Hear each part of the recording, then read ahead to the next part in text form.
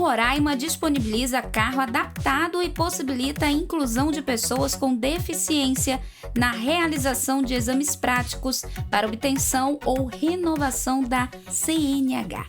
Este é o assunto do Entrevistas DPE de hoje. Olha só que bacana, né, gente? Uma nova possibilidade para as pessoas tirarem a sua habilitação. Eu sou Lana Francis e converso neste momento com José Raimundo Rodrigues, ele que é diretor de controle de condutores e veículos do Detran Roraima. Seja bem-vindo. Obrigado pela oportunidade. Bom dia a todos que estão vindo aí, aos que estão trabalhando aqui nessa rádio, né?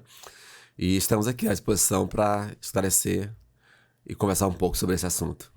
Explica pra gente como é que é a estrutura desse carro, o que que ele tem de diferente que traz tantas possibilidades positivas. Ele é um carro normal, um carro automático, só que ele tem um kit universal que permite que pessoas com deficiências nos membros inferiores e superiores possam dirigir normalmente. Então ele permite que você, por exemplo, o deficiente que não tem uma das pernas ou as duas, ele possa usar as mãos e manusear o kit e acelerar, frear, entendeu? Fazer o manuseio, a condução do veículo normalmente. É um kit, a gente chama de universal, porque ele atende a maioria das deficiências. Mas se houver alguns casos que não se enquadram naquele procedimento ali, a gente vai em busca, né, de uma solução para o problema, de modo que todas as pessoas que possuem deficiência se sintam abraçadas, se sintam inseridas na vida, né? Porque dirigir hoje é uma libertação. Você consegue uma CNH, você consegue dirigir, é uma libertação para você deslocar para o trabalho, para o lazer, para dar uma volta na cidade, enfim. Trabalhar. É uma libertação.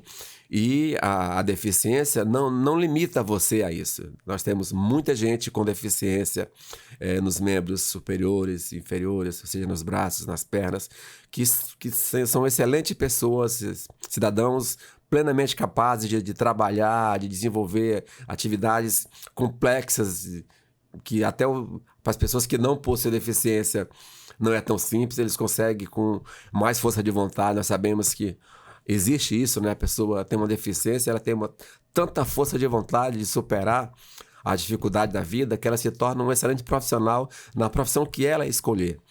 E ao Detran cabe dar essa condição, tanto no momento em que você vai fazer as aulas práticas, vamos explicar depois como isso é possível, no momento também que você vai fazer o seu exame e obter a sua tão sonhada CNH. Em que momento o Detran Roraima sentiu essa necessidade de adquirir esse carro e ele se espelhou em realidade de outros estados? Como é que foi? É tipo uma praxe, né? É comum, os Detrans possuem. Aqui em Roraima, uma autoescola possui um veículo adaptado, mas ficava muito direcionado para ela. Como a intenção do Detran é diversificar, democratizar esse acesso, a gente adquiriu o veículo e permite que as outras autoescolas que tenham demandas possam sugerir, no momento em que vai iniciar o procedimento, o processo de obtenção da CNH, ela faz a solicitação e esse veículo vai ser disponibilizado tanto para as aulas práticas, né, no começo do curso, quanto para aquele bendito exame, né, que é na reta final do curso, que vai habilitar a pessoa até a sua CNH. Então, a partir de agora já está disponível. Sim, já está disponível. A autoescola que tiver um aluno que precise, entra em contato com o Detran, faz a solicitação. Exatamente. Dentro do próprio processo, né, na troca de e-mails, que é tudo feito por e-mails, informo que agora deu entrada o senhor José. O senhor José tem uma deficiência numa perna, nas duas pernas, no braço e tal, e ele vai precisar dos veículos. Aí a gente vai e disponibiliza as datas que essa autoescola vai poder utilizar os veículos, tanto para treinar nas aulas práticas e na hora de fazer o exame já vai estar lá disponível.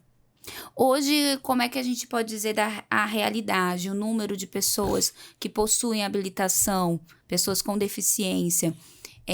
tende a aumentar? Existe essa expectativa, essa projeção? Há menos de 2 anos atrás, a nossa população do estado era 500 mil. Hoje, 500 mil é quase Boa Vista, né? Nós temos um número...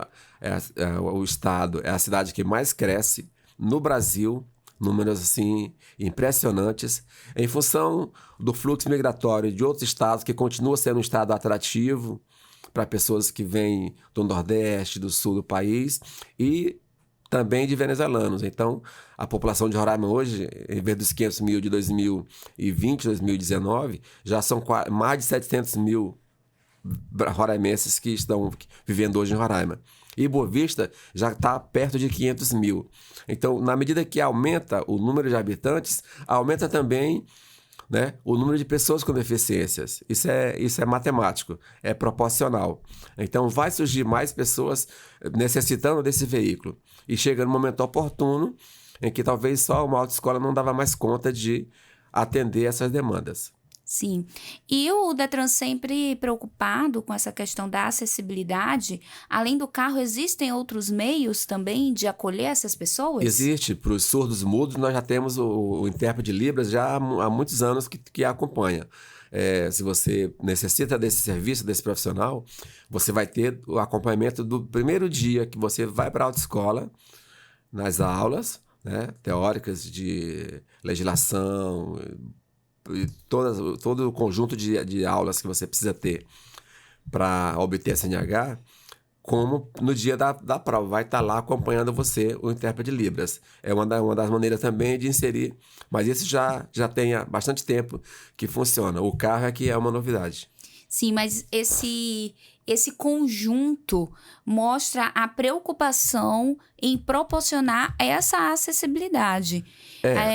Nesse caso, a gente já tem histórias positivas de pessoas que tiveram essa oportunidade e realmente foi um divisor de águas? Sim, imagina uma pessoa que tem uma deficiência, que precisa usa a linguagem de Libras, né? É uma pessoa sem a acessibilidade, sem os órgãos públicos possibilitarem a inserção dessas pessoas, ela é uma pessoa cega, surda e muda. Porque ela vai andar pelas ruas, né? E não vai ter o diálogo com ninguém. Então, uma das grandes invenções da sociedade em prol das pessoas com deficiências, no caso, nós estamos falando de Libras, é a linguagem de sinais. Então, já é uma determinação do governador, as secretarias de educação já tem um trabalho de inserção nas escolas, de saúde já tem também um trabalho, na CETRAVES também. O próprio governador tem um filho com deficiência e a maior autoridade do estado tem essa preocupação de, se ele quer o bem para o filho dele, ele também quer para os demais cidadãos, que são iguais em direitos, né, e precisam que os órgãos públicos se adaptem, ofereçam as condições, e os privados também, porque o poder público oferece, né, e cobra dos locais públicos a acessibilidade. Então, isso Roraima é um estado, eu diria, até bem servido, né, nesse aspecto. Nós vemos os 2 shoppings, tem rampa de acesso, bem sinalizado, e há problemas ainda, há dificuldades, né? Nós temos muito que avançar. No país como um todo tem muito que avançar, mas não somos um dos piores estados, né, nesse aspecto.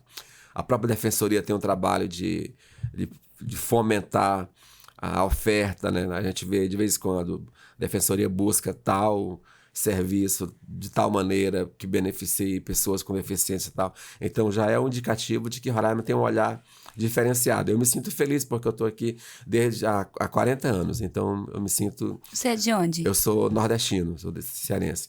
Então eu me sinto muito roraimense.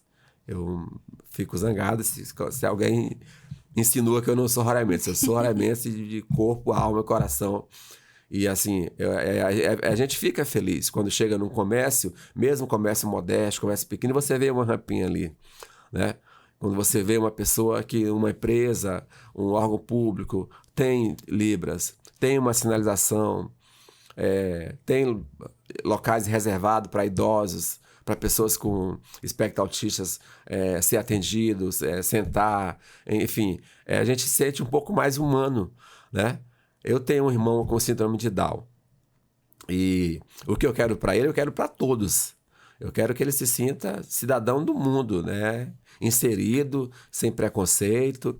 E essa decisão do Detran adquirir esse veículo e permitir que outras autoescolas também tenham um veículo disponível para atender essa demanda de pessoas com deficiência, ela vai muito nesse encontro aí, né? Nós vamos chegar um dia onde não vai haver projeto de construção de nada que já não tenha as diretrizes, as condições de atender a todos os deficientes, né?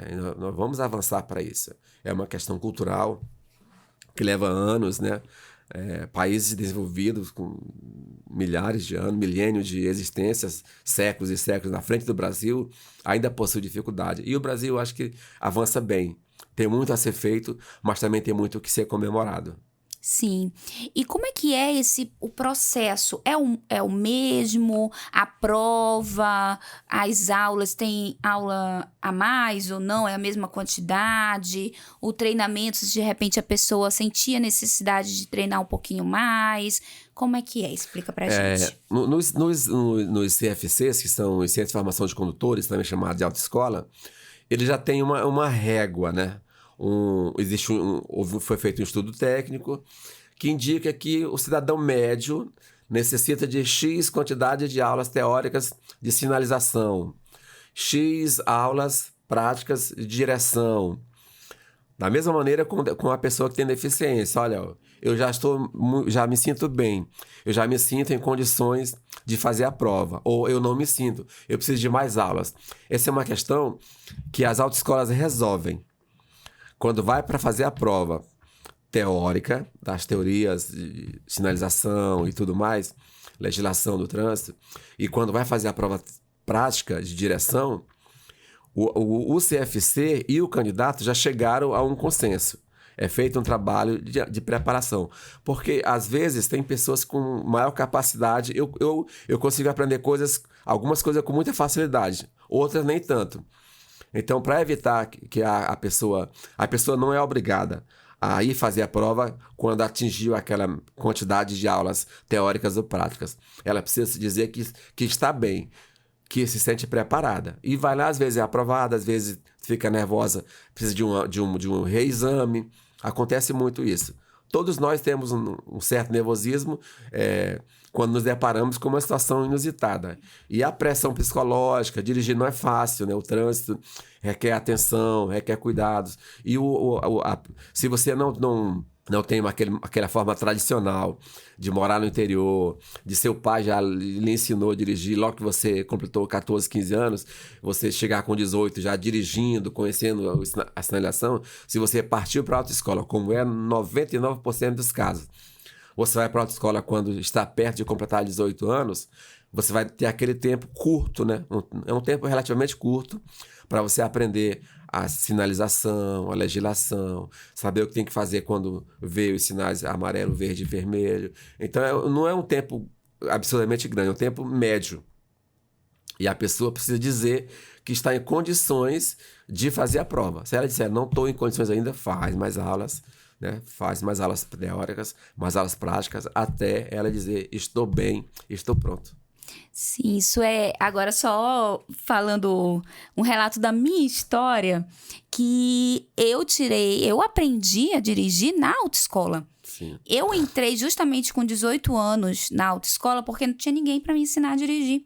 E eu coloquei na cabeça que eu precisava... Eu não tinha nem ideia de quando que eu ia ter um carro, mas eu tinha consciência que eu precisava saber dirigir, que quando eu tivesse a oportunidade de ter o meu transporte, eu já ia ter a minha habilitação. E se não tinha ninguém para me ensinar, eu precisava buscar meios de aprender. Então, eu realmente aprendi a dirigir na autoescola.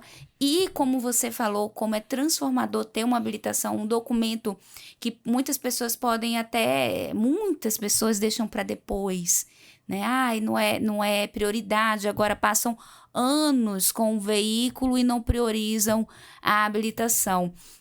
Mas para mim, não na posição de deficiente, como nós estamos conversando agora, mas como na posição de mulher, fez muita diferença eu ter tido a iniciativa de ter buscado aprender a dirigir e ter tirado a minha habilitação logo quando eu fiz 18 anos, porque mais tarde realmente eu percebi o quanto que essa habilitação muda e transforma e abre portas. Oportunidade de trabalho, oportunidade de lazer, de bem-estar, até de conforto de você estar andando na rua e não ter a preocupação, né, de eu tô ilegal. Não, buscar estar dentro da legislação é muito melhor, né? Traz esse conforto, traz essa segurança. Então, eu imagino o quanto que essa iniciativa do Detran tá trazendo também essa possibilidade e esse conforto para as pessoas com deficiência. Vocês já tiveram a oportunidade de conversar de repente, com alguém que a partir de agora vai buscar? Até porque, como você falou, só uma autoescola tinha esse equipamento, agora vai ampliar essas possibilidades? Olha, duas partes aí. O seu relato. 90% dos casos é assim, a pessoa vai, procura outra escola. Hoje em dia você estuda, você trabalha e tal, e já tem aquela tradição, né? Vou completar 18 anos, vou tirar minha CNH, vou ter meu carro. E para você ter uma CNH, você não precisa ter carro. É um documento, como você colocou, muito importante. Você pode salvar vidas. Você pode estar num local, né? O motorista passa mal de um veículo e você ser aquela pessoa que vai assumir o volante, que vai levar até o hospital. Então é importante você estar. Você está na casa de um fim de semana, na casa de um amigo, né? A pessoa que tem carro, bebeu, não pode dirigir, mas tem uma emergência, tem que levar a mulher que vai ter bebê agora para a maternidade. Quem vai dirigir? A pessoa com CNH. Então é libertador sob todos os aspectos, tanto de realização pessoal, de você ter um documento que lhe habilita a dirigir, como em algumas situações do dia a dia é muito comum você precisar de alguém que dirija e você perguntar, tem CNH? Eu tenho, né? Essas coisas que a gente já faz no dia a dia da vida, que você vive em sociedade, você está sujeito a qualquer momento servir, né? Sim. E por que não servir da melhor maneira que é habilitado? Né? Então é muito comum. Então, é importante demais você tirar a habilitação. Não espere ter seu carro. Que foi o que eu fiz, eu não esperei. Não espere, você tem que ter habilitação para depois entrar pelo carro. Há relatos de muita gente que consegue, né, verdadeiros, eu diria, heróis mesmo, né, que conseguem superar a sua deficiência por ausência de um membro superior ou inferior, por um braço, por uma perna, dirigir, trabalhar, é uma coisa muito libertadora. Assim, a CNH, para uma pessoa com deficiência, ela tem... É como se fosse um óculos para quem tem baixa visão, como é o meu caso. Estou vendo que o seu também usa óculos, né? Sim, eu uso. Então, eu só leio com óculos. Para longe eu enxergo tranquilo. Para ler, eu só leio com óculos. Então, para mim, a habilitação é o meu óculos quando eu preciso ler. Então, é muito importante que tenha, né? E o Detran, junto com outras iniciativas, junto com a educação para o trânsito, presente nas escolas, presentes em eventos públicos, mostrando a legislação, os sinais de trânsito. Tem um relato também, meu filho hoje tem 31 anos. Quando ele era criança, ele fez aquele período escolar de criança no SESC. O Sistema S, eu falo pelo SESC, mas eu acho que os demais sistemas também têm, tipo SESI, Senat tem. Eles têm uma forma de aprendizado, de ensino para a criança. Então, a criança tem lá 4, 5, 6, 7 anos, ela está aprendendo os sinais de trânsito. Então, quando o teu filho tem 7, 8, 9 anos e está do seu lado, no banco de trás, e você dirige e você infringe uma norma, ele lhe corrige. Então, a educação para o trânsito ela é tão importante quanto a educação tradicional, quanto a educação financeira, porque o cidadão ele tem que ser colocado no mundo com uma educação integral. Não existe limite para... Não, eu aprendo certas coisas até 10 anos, outros aprendem com 15, outros com 18, não. A educação tem que ser integral, né? Você tem que aprender os riscos que é um trânsito violento logo criança. Porque a criança percebe as coisas com muita sensibilidade. Então, muitas vezes, esse relato é pessoal mesmo. Às vezes eu fiz uma manobra que não era permitida, meu filho me corrigiu na hora. Não, pai, não pode não. Sinal tá laranja, tem que esperar ficar verde, né? Então, é importante toda a sociedade, porque o trânsito tem esse lado que nós estamos falando aqui da educação, dos cuidados, da legislação, mas tem um lado cruel, o lado dos acidentes, o lado da perda de vítimas. Roraima, Boa Vista é uma cidade que ainda, em sua maioria, tem vias com mãos duplas. Mesmo as avenidas que não têm mão duplas, ela é bastante larga, dá para um carro ir e voltar tranquilamente. Nós conhecemos outros estados, outras cidades, e sabemos que é difícil o trânsito em muitas cidades menores que Boa Vista. E você tem uma cidade onde o trânsito é satisfatório. O número de semáforos pardais, ele acho que até exagerado, né? Tem uma discussão se precisava ser tantos. Mas, por outro lado, ele é bom porque inibe um pouco o ímpeto de você dirigir, né, em alta velocidade, fazendo ultrapassagem perigosa. E mesmo assim, com todas as condições que Boa Vista tem, há muitos acidentes. Eu acho que não há uma pessoa que não tenha tido perdido um parente ou amigo em um acidente de trânsito. Ou tenha uma parente ou amigo com sequelas em decorrente de um acidente de trânsito. Então, é muito bom refletir sobre isso. É bom ter a CNH, é bom ter o carro, é bom obedecer a sinalização de trânsito, as regras, o convívio, respeitar do pedestre ao motorista da carreta maior que circula nas rodovias. Então, tudo isso é bom, mas melhor ainda é gostar de viver, né? E o trânsito, ele tem esse lado obscuro aí, negro, de tirar vidas. E a gente tem essa preocupação no Detran, de fazer o possível através de blitz educativa, de educação para o trânsito, contribuir com qualquer evento educacional que precise de uma orientação sobre o trânsito. A gente tem essa missão. Por isso que eu estou aproveitando essa oportunidade aqui de estar falando com esse público e pedir, seja atencioso, seja cauteloso.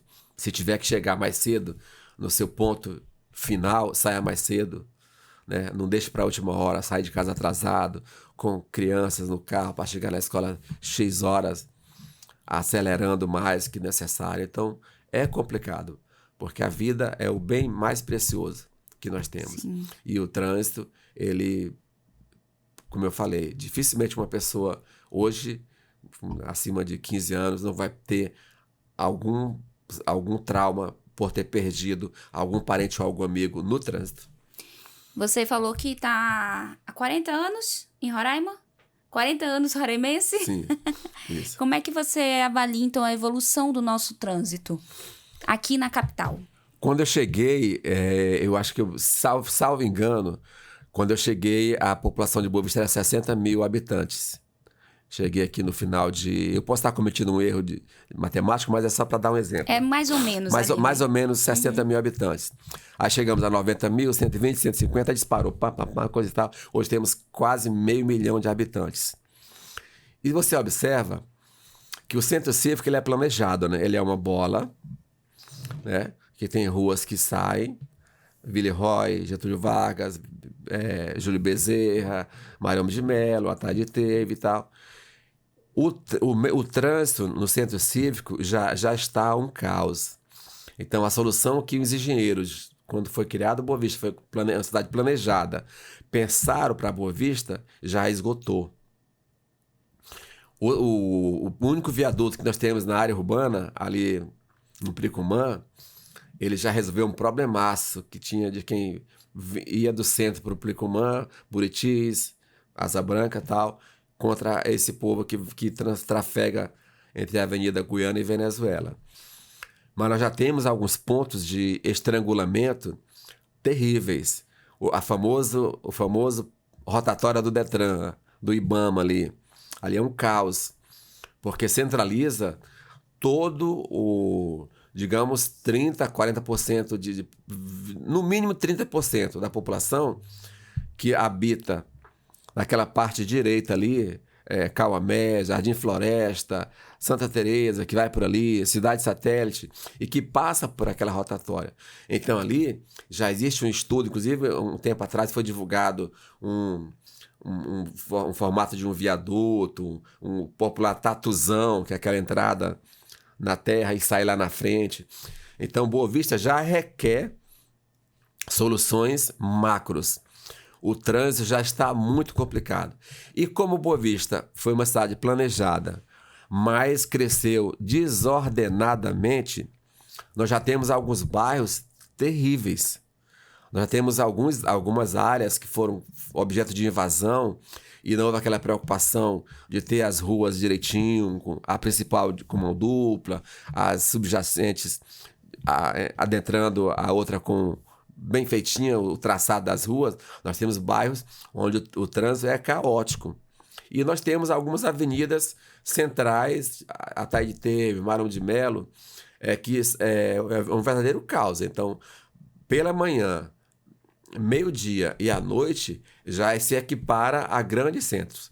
Nós temos engarrafamento de 3, 4, 5 quilômetros, né, no trânsito normal. Se acontece algum acidente ali, você tem um caos. Então, o que eu quero dizer em resumo? Boa Vista, hoje, 2024, não é mais aquela de 1985, 86, quando eu cheguei aqui. É uma cidade que tem 500 mil de habitantes. É uma cidade grande. Então, o desafio dos gestores, especialmente da prefeitura, é exigir que a cidade cresça, né, ordenadamente, com as vias de acesso sendo mão duplas, ou de 3 ou de 4 vias, né? Porque às vezes a pessoa que vai fazer um loteamento, ela não se preocupa com as avenidas, ela se preocupa em vender lotes. Então, se você pega uma avenida e cruza um loteamento de ponta a ponta, de mão dupla, ele só pensa, não, se eu colocar de uma única, eu vou ter mais X terrenos. Mas no futuro, daqui a 10, 20 anos, como é que vai estar aquele bairro lá? Agora mesmo está sendo criado um novo bairro, ali depois do Caçari, depois da Villeroy, né? Está sendo construída uma ponte e vai ser um novo bairro. Uma única ponte que vai ser acesso hoje, né, a um novo bairro que vai, daqui a 5, 10 anos, vai ter 10 mil, 20 mil pessoas. Então, no futuro, vai ser como Recife, como Brasília, que precisa de 3, 4 pontes para poder fluir o fluxo, porque uma só não vai dar conta. Mas, assim, Boa Vista é uma cidade bonita, plana, não existe ladeiras, não existe nada, mas a cidade cresce, né? E o desafio para os gestores, para os donos de imobiliárias, é fazer com que ela cresça com as características mínimas de trafegabilidade. Sim, Porque quando você faz hoje um loteamento, você não pensa no hoje, você tem que pensar daqui a 50 anos. Como que Boa Vista vai estar daqui a 50 anos com 1 milhão de habitantes? Como é que vai estar essa avenida X? Como é que vai estar o bairro X? Por onde nós vamos? Eu que comprei uma casa num loteamento novo, daqui a 20 anos, como é que vai estar? Como é que vai ser para mim sair de casa? Então, são perguntas que a engenharia, né, que os estudos respondem. Antecipam a resposta para que não seja um caos geral. Eu sempre saí, desde quando eu comecei a trabalhar, eu sempre saí muito cedo de casa. 5h30, 6 horas da manhã. Então, eu observo que dos últimos 10 anos, o aumento de carros na rua nesse primeiro horário da manhã tem aumentado de forma considerável. Antes, quando eu saía 6 horas da manhã de casa, era praticamente eu na rua, eu por eu mesma e pronto, né? Agora não, agora eu observo que já tem esse movimento maior, até em certos pontos da cidade, de engarrafamento já 6 horas da manhã. Sim. Então, a gente já observa, eu acredito que possa ser até essas pessoas já querendo sair um pouquinho antes, mais cedo, para evitar algo maior, né? Um trânsito maior, um pouquinho mais tarde, mas enfim, realmente Boa Vista está crescendo e precisa de toda essa atenção, e o Detran fornecendo também esse crescimento de forma acessível, proporcionando essa acessibilidade a essas pessoas.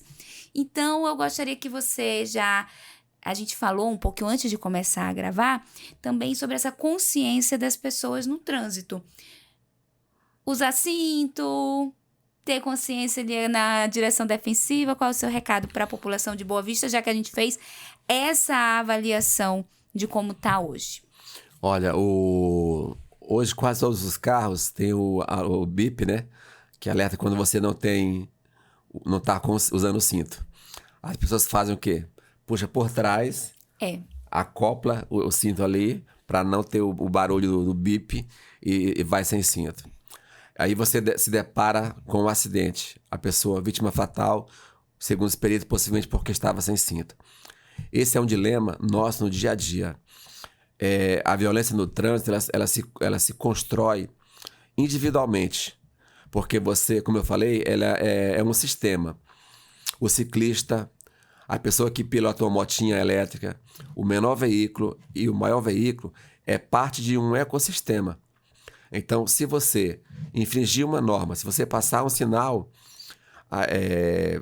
vermelho, você não está colocando só a sua vida e de quem você está do seu lado em risco. Você coloca a vida de mais pessoas, de alguém que vem da direita, que vem da esquerda, que vem a seu encontro.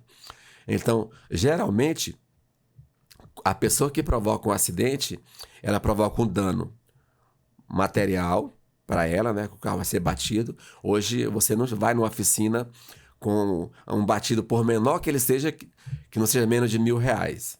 Né? R$1.000 afeta uma renda mensal. Nós sabemos que a maioria da população tem uma renda constrita, ninguém ganha milhões. O Brasil nós não somos a Suíça, a Dinamarca, nós temos a renda per capita é baixa.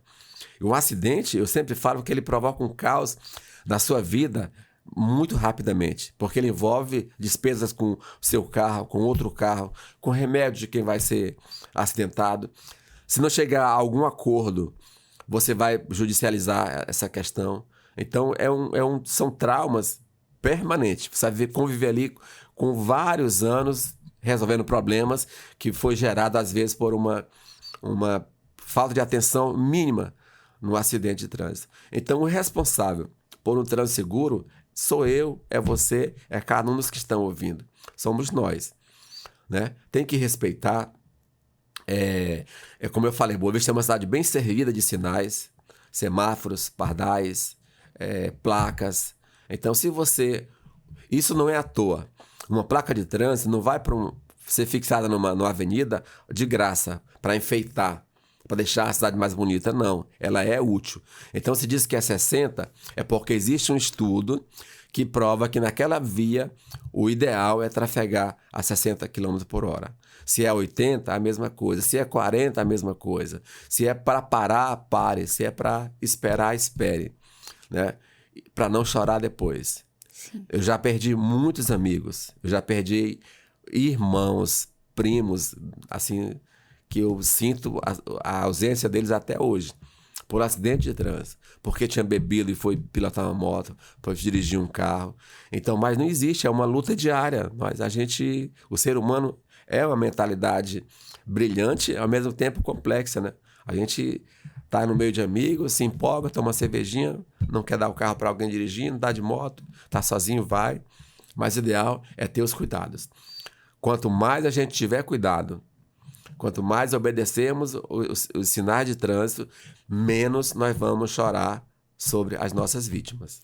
E hoje em dia tem a facilidade, né, de chamar o motorista de aplicativo. Hoje eu sei que eu vou para uma confraternização, vou beber. Vou chamar o motorista de aplicativo. Eu não sabia que ia beber. Deparei, cheguei lá, tinha drink. Estaciona o carro num lugar seguro. Chama o motorista de aplicativo, chama um amigo para dirigir para você, né? Existem inúmeras possibilidades. E eu chamo até a atenção também para os amigos que estão com essa pessoa terem, sim, ali a consciência de falar, não, você não vai. Me dá aqui a chave, você não vai. Você não é nada para mim, você é meu amigo, não sei o quê. Não, você não vai, porque depois, inclusive vai teve... agradecer. Sim, vai agradecer, porque teve recente, acho que ano passado, um caso que foi assim, os amigos saíram, não sabiam que iam beber, e acabou que que beberam e a pessoa saiu dessa confraternização e acabou tendo um acidente que a vítima, né, que a outra pessoa, morreu. Então, se naquele momento o amigo que viu que ele estava saindo bêbado tivesse falado, você não vai, pronto, acabou praticamente com a vida de duas pessoas, tanto da pessoa que morreu no acidente, quanto a vida da pessoa que estava dirigindo, porque estava inconsciente, de certa forma, estava, né, com álcool no corpo, e mudou ali, por um instante mudou. Enfim, são situações, são casos, né, que a gente realmente chama a atenção da população de forma geral e sempre lembrar que você é o exemplo, né, para os seus filhos, para as futuras gerações. Eu sempre falo que a pessoa que está do lado, a carona, a esposa, o filho, a namorada, em qualquer momento, ela é importante, como você colocou muito bem. Assim, e você vê, por exemplo, sai um jovem com uma namorada, e aí, geralmente, os dois bebem, e os dois estão empolgados, então faz uma ultrapassagem perigosa, a namorada também se empolga, acha interessante, a adrenalina está correndo ali, né? Sim. Então, mas o ideal a responsabilidade passiva, ela é importante. De você proteger a vida da pessoa que você ama, pessoa que você cuida, que vai ser o seu futuro marido, futuro pai dos seus filhos.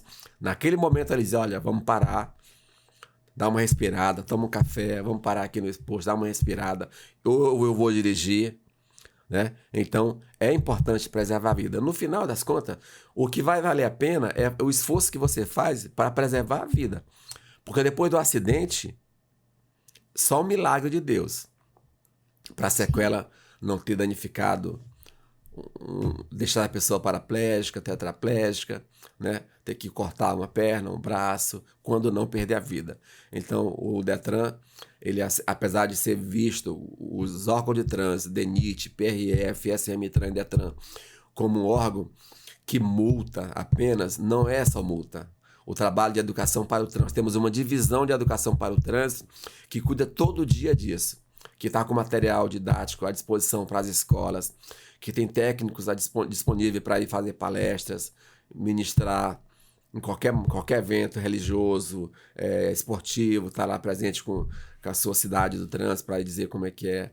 Então, e nas oportunidades que nós temos de falar sobre o trânsito, nós aproveitamos e cobrar essa população. Então, o papel de multar é um papel aleatório, é um papel que não resolve, porque geralmente quando a multa é aplicada, a situação de negligência já foi construída, né? O importante para os órgãos de trânsito, como órgãos públicos, como eu falei aqui, é um sistema completo. Detran, SM-TRAN, prefeituras, DENIT, que é um órgão federal que também fiscaliza as rodovias, aplica multa, e a PRF, que é um órgão conhecido, também fiscaliza as rodovias, aplica multas, apreende veículos, detém condutores embriagados. Então, todos esses sistemas não é para tirar dinheiro de ninguém. Isso é uma consequência em função das infrações. O objetivo disso, até de modo ostensivo, estando presente, por exemplo, tem uma festa no Cantar, tem uma barreira ali antes da ponte ou depois da ponte. Só esse fato já inibe muita gente, já salva vidas. Porque a pessoa que estava bebendo aqui no Boa Vista, nos bares, e que estava pensando em ir para a festa no Cantar, ela fica sabendo que tem uma barreira lá, ela não vai. Então já evitou, né, um ambiente propício para um acidente. Então tem várias maneiras de você encarar, de você interpretar o trabalho dos órgãos de trânsito. Não é só fiscalização, não é só repressão. É principalmente educação para o trânsito, que é o que mais importa. E eu chamo a atenção também para a pessoa ter a consciência de o motorista respeitar o profissional, né? O profissional do trânsito, o agente, enfim. Eu acho que isso também é muito importante, entender que a pessoa está ali fazendo o seu trabalho. Já caminhando para o final do nosso bate-papo, eu gostaria de saber se tem algo mais que o senhor gostaria de ressaltar e lembrar para quem nos acompanha nesse momento. Nós temos alguns serviços que são prestados pelo Detran, né? Geralmente em grandes eventos o Detran está presente, né? Ostensivo, mas de modo educativo.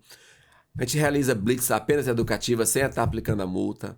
Existe a divisão de educação para o trânsito, que está disponível para as escolas, para sindicatos, associações. Se você tem um evento, vai ter criança, vamos, solicita a cidade do trânsito, a gente leva lá, monta, vai brincar de carrinho, obedecendo as sinais de pare, de estacione, tudo mais direitinho, que é a maneira educacional, lúdica de fazer isso, né? E tem um trabalho do dia a dia, de fiscalização, é um trabalho cansativo. Como nós falamos aqui, a população cresceu. Hoje o Detran tem um contingente de servidores que já necessita de mais trabalhadores. Então, nós não trabalhamos hoje com o número ideal de trabalhadores, de servidores, mas está sendo feito um estudo, talvez nos próximos anos, mais um concurso público, né, para atender a melhor maneira possível o trânsito de Boa Vista e em Roraima.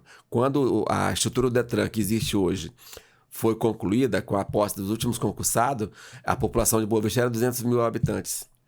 Hoje nós temos 300 mil a mais. Então é lógico que a população maior, mais veículos, mais ciclistas, mais pedestres.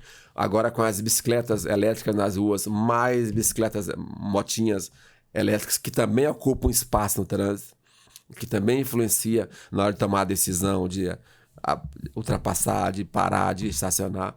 Então, agradecer mais uma vez a vocês pela oportunidade e dizer que, mesmo quando não estiver presente alguém do trânsito na programação de vocês insistam, né, nessa questão de dirija com atenção, tome cuidado com a sinalização, obedeça à legislação, se beber não dirija, entendeu? Que a gente tem essa missão também, e que os meios de comunicação exercem muito bem de alertar.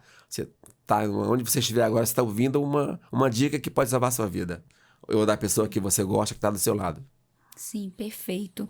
E reforçando mais uma vez também que agora o novo carro com acessibilidade vai proporcionar também conforto e qualidade na hora de tirar a habilitação para as pessoas com deficiência. Exato, está disponível lá. A autoescola vai solicitar no momento em que inicia o processo de obtenção da CNH, e a pessoa vai poder utilizar o veículo para poder ter a sua tão sonhada CNH. Muito obrigada pela entrevista, por ter disponibilizado um pouco do seu tempo para estar aqui conversando com a gente. E parabéns também a toda a equipe do Detran por esta iniciativa de adquirir esse carro. Obrigada mais uma vez. Nós que agradecemos a todos vocês. Finalizamos agora mais uma edição do Entrevistas DPE. Hoje nosso bate-papo foi com José Raimundo Rodrigues, ele que é diretor de controle de condutores e veículos do Detran Roraima. Eu sou Lana Francis e lembro você que se você gosta de acompanhar assuntos de interesse público, basta nos escutar pelo Deezer, Spotify e YouTube. Seja sempre bem-vinda e bem-vindo. Até a próxima!